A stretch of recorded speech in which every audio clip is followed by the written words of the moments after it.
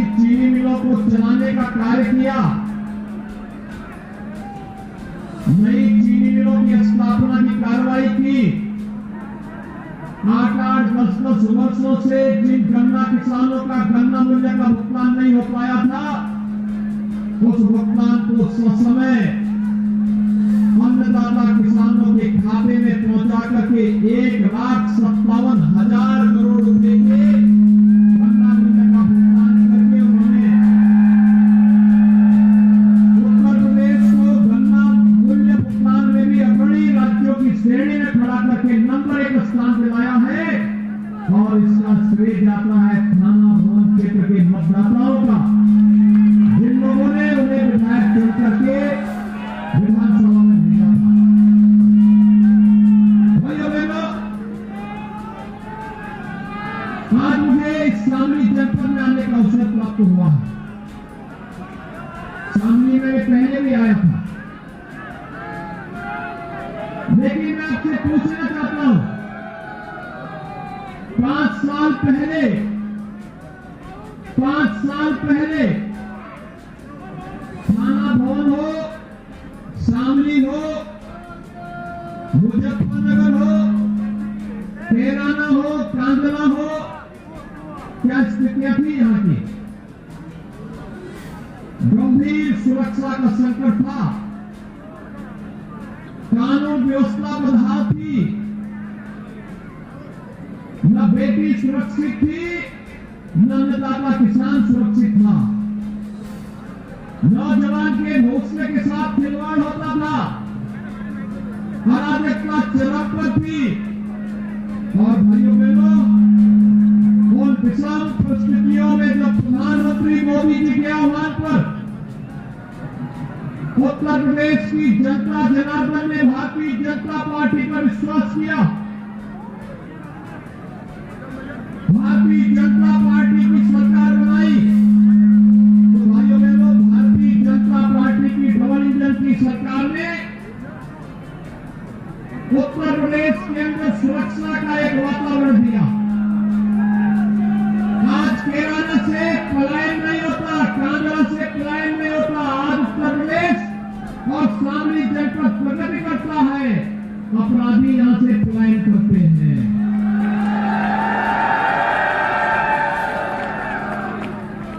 आज कोई बेटियों की सुरक्षा पर सेंध नहीं लगा सकता। अगर बेटियों की सुरक्षा खतरे में कोई डालने का कुत्सित प्रयास करता है, तो दुर्योधन और दुशासन जैसी दुर्गति को भी प्राप्त होता है।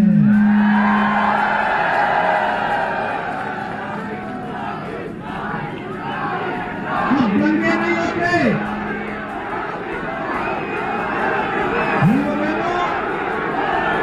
उत्तर प्रदेश में दंगे नहीं होते, उत्तर प्रदेश में कांवड़ यात्रा निकलती है, कांवड़ यात्रा। अब व्यापारियों के ऊपर कोई पेशेवर माफिया और अपराधी बम नहीं फोड़ सकता, बल्कि हमारे गांव का व्यक्ति बम बम हर हर बम बम बोल करके भगवान शिव की सारी यात्रा में शामिल हुआ है। ये फर्क साफ दिखता होगा ना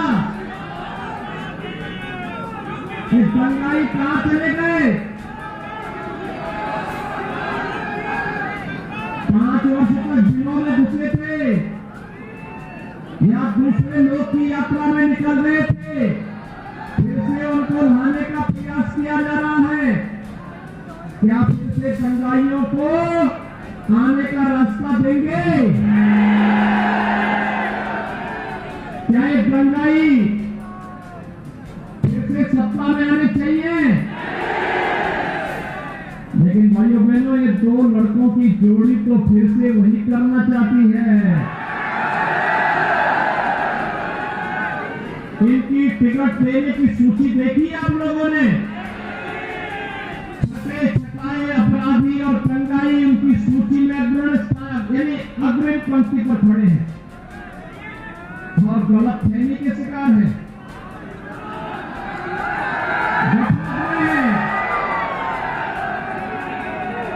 उनको ये लगता है कि टिकट देने से टिकट देने से कुछ नहीं होगा। और मैं फिर उनको बोलने के लिए आ जाया हूं, इस टिकट से कुछ नहीं होने वाला है।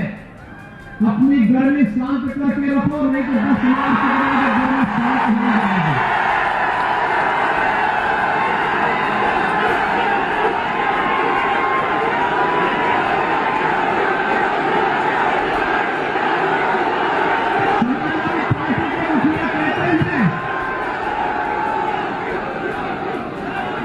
समाजवादी पार्टी के मुखिया कहते हैं कि उनका खून गर्म है।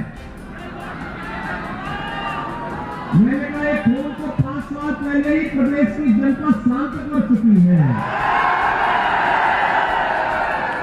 अगर सचमुच खून गर्म होता तो मुजफ्फरनगर का दंगा भी नहीं होता।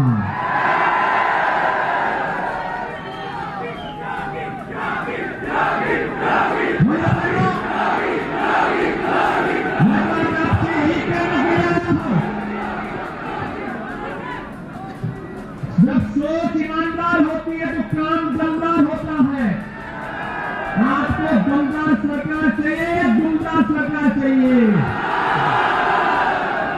तो भाजपा की सरकार जो दमदार सरकार थी और दंगाइयों के सामने झुकने वाले लोग दुमदार थे, दुम लगा करके चुपचाप छुप गए थे। याद करिए जब मुजफ्फरनगर का दंगा हो रहा था, केरला से प्लान हो रहा था, ये लोग लखनऊ से दंगा करवा रहे थे और दिल्ली वाला लड़का तमाशा देख रहा था।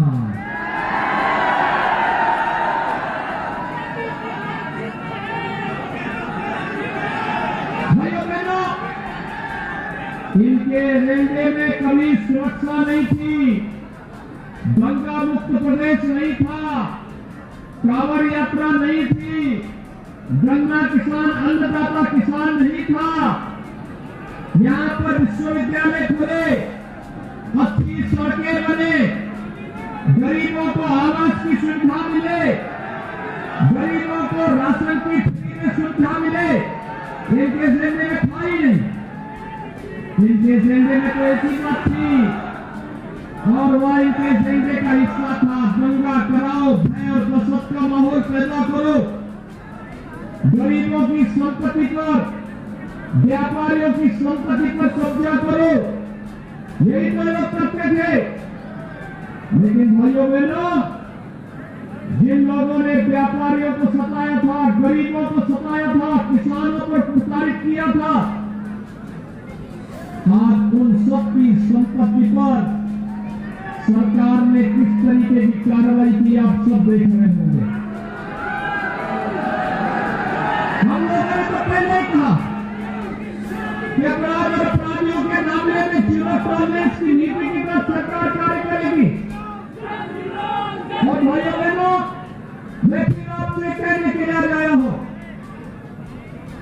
कि जो प्रदेश के अंदर सुरक्षा और समृद्धि का माहौल भारतीय जनता पार्टी की डबल इंजन की सरकार ने बनाया है, यह यात्रा अनवरत जारी रहे, इसके लिए सुरेश राणा का यहां से विधायक बनना आवश्यक है।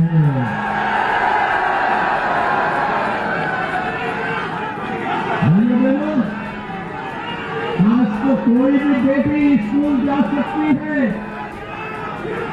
5-7 साल पहले बेटी स्कूल नहीं जा पाती थी क्योंकि स्कूल जाने में भय था, दहशत का माहौल था। लेकिन इन 5 वर्षों में स्थितियां बदली। पूरी दमदार तरीके से बेटियों की सुरक्षा के लिए खतरा बने हुए तत्वों के साथ निपटने का कार्य सरकार ने किया। और भाइयों बहनों, बंगालियों को भी उनकी जगह पहुंचाने का काम भी किया। दोनों काम साथ साथ चलते गए।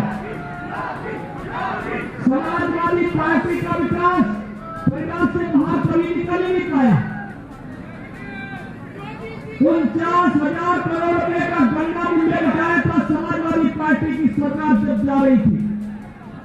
और भाइयों बहनों, आपको धन्यवाद देना चाहिए श्री सुरेश राणा जी को, जिन्होंने सभी गन्ना मूल्य का भुगतान करवा करके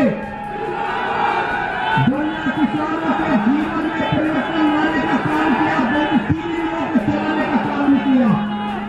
और आज हमारे सांसद, हमारे विधायक, इन सबका परिश्रम है कि सहारनपुर में मां शाकंभरी के नाम पर एक विश्वविद्यालय बन रहा है। शामली के बच्चे जब वहां पढ़ेंगे उनकी डिग्री में मां शाकंभरी की फोटो और मां शाकंभरी का नाम होगा।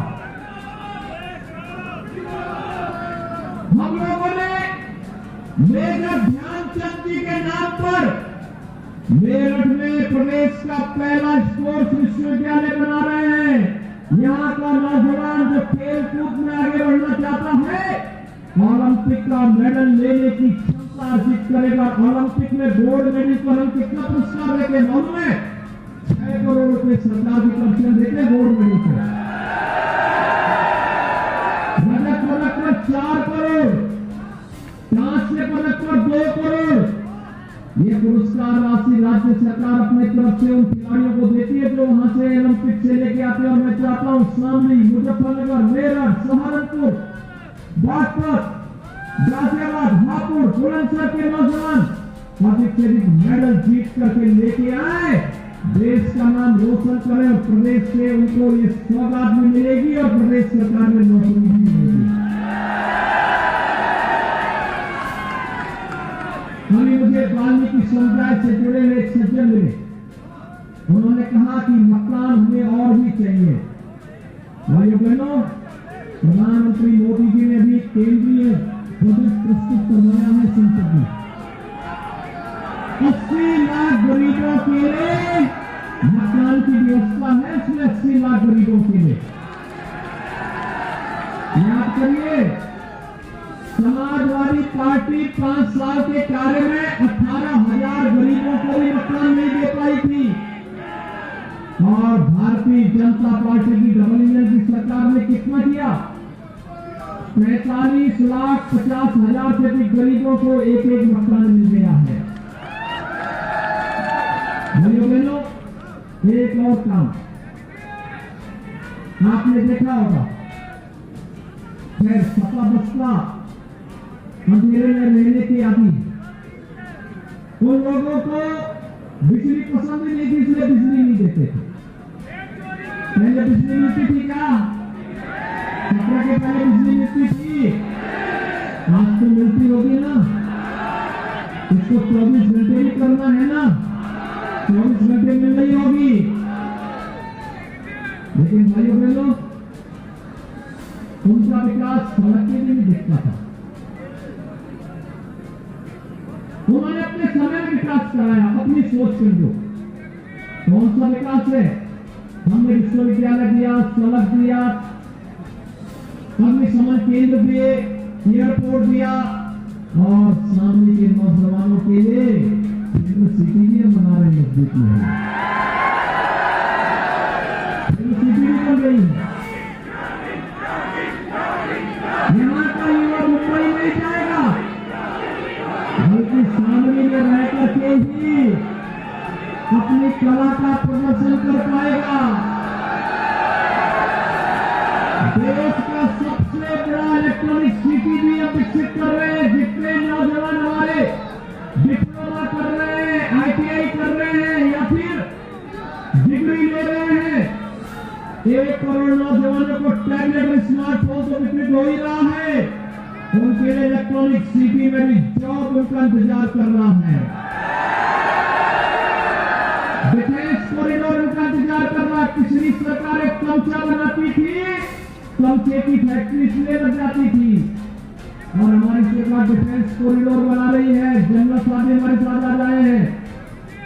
यहाँ पर बनी हुई तोपें जब पाकिस्तान की सीमा पर गरजेंगी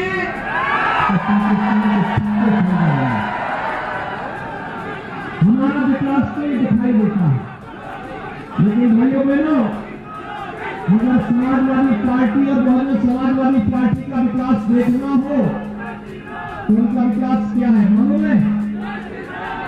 उनका विकास सड़क में नहीं दिखाई देगा, फैक्ट्री में नहीं दिखाई देगा। उनका विकास एक ही जगह दिखाई देता है, वो कब्रिस्तान की बाउंड्री वाल पर।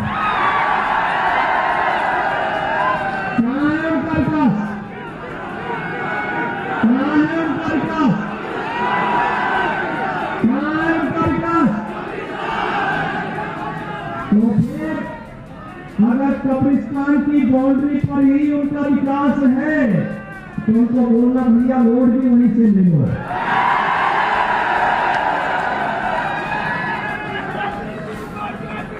और हमारा विकास कांवड़ यात्रा में भी दिखाई देता है, विश्वविद्यालय में भी दिखाई देता है, एयरपोर्ट में भी दिखाई देता है। और भाइयों बहनों, हर तीर्थ हर धाम के विकास के लिए हम लोगों ने धनराशि जारी की है। हर मंदिर के लिए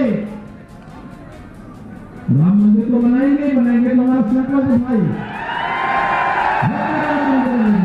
गगन चुंबी राम मंदिर बनेगा।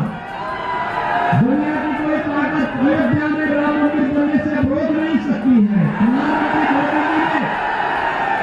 इसकी आधारशिला रखनी है। और भैया बहनों, मैं ही आपसे अपील करने के लिए आया हूं कि भैया बहनों, जो विकास कार्य 3000 करोड़ रुपए से अधिक का कार्य श्री सुरेश राणा जी ने आपके थाना भवन विधानसभा क्षेत्र में करवाया है, यह तो एक शुरुआत है। कायदे से उनको 3 साल काम करने के लिए मिला, 2 साल से तो कोरोना से जूझते हुए फैक्ट्रियों को चलाते चलाते व्यतीत हो गया। अब तो कोरोना भी बंद है। गरीबों को फ्री में टेस्ट, फ्री में उपचार, फ्री में वैक्सीन। कितने लोगों ने वैक्सीन लगाया है? 100% लोगों ने पहली डोज ले ली है और 72% लोगों ने सेकंड डोज भी ले ली है। भाइयों बहनों, ये जो डबल डोज ले रही है, चुनाव तक आते आते यह पहुंचेगा। मैंने पिछले आंकड़े को देख के कहा था कि चुनाव 80-20 का होगा, मैं कहता हूं 90-10 की तरफ जा रहा है। आपको लगता है ना, सपा के लोग विरोध करते थे ना वैक्सीन का, इन्होंने कहा था ना कि भाजपा वैक्सीन है, इन्होंने कहा था ना ये मोदी वैक्सीन है। ये लोगों के जीवन के साथ खिलवाड़ कर रहे थे ना। लेकिन मैं आपका अभिनंदन करता हूं, अभिनंदन इस बात का, आपने वैक्सीन लिया और वैक्सीन लेकर के वैक्सीन के विरोधियों पर जोरदार तमाचा मारा है। नहीं, ये देश की लड़ाई है और देश की लड़ाई में हम भारत को जिताएंगे, कोरोना को हराएंगे। तो कोरोना समर्थकों को पूरी शिक्षा देंगे ना, जो वैक्सीन का विरोध करते थे, उन लोगों को जवाब देंगे ना। और भाइयों बहनों, मैं आप सबसे इसी बात के लिए कहने के लिए आया हूं, याद करना, ये 2 लड़कों की जोड़ी तो दार को जोड़ने वाली जोड़ी है। ये इनके समय में हैंडपंप ने भी पानी देना बंद कर दिया। ये सूखी जोड़ी है।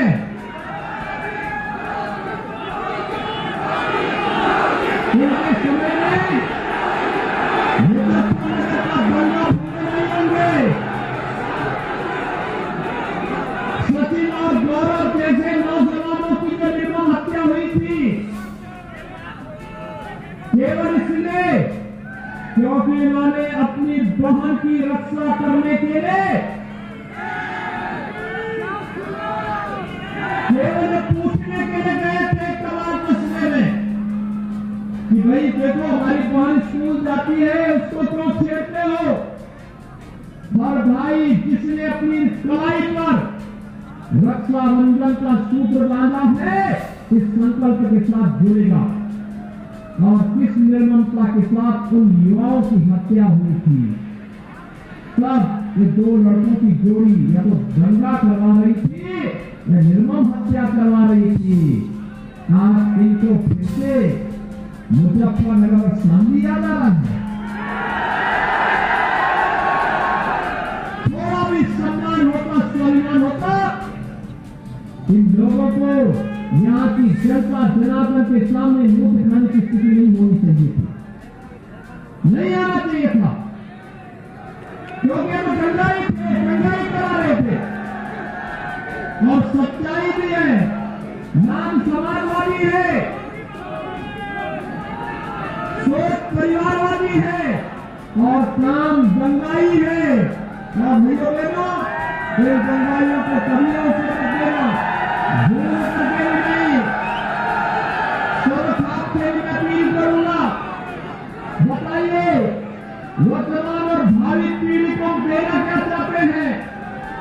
हम क्यों किसी अपने वर्तमान और भावी पीढ़ी के जीवन के साथ खिलवाड़ करें? ये लोग तो फिर चले जाएंगे, लेकिन जब संघर्ष की बात आएगी तो भाइयों बहनों उस समय प्रदीप चौधरी, सुरेश राणा यही कार्यकर्ता आंदोलन करेंगे, यही लोग सुख दुख में सहभागी बनेंगे। उस समय दो लोगों की जोड़ी से गायब बचेगी, उस समय भी नहीं आने वाली है।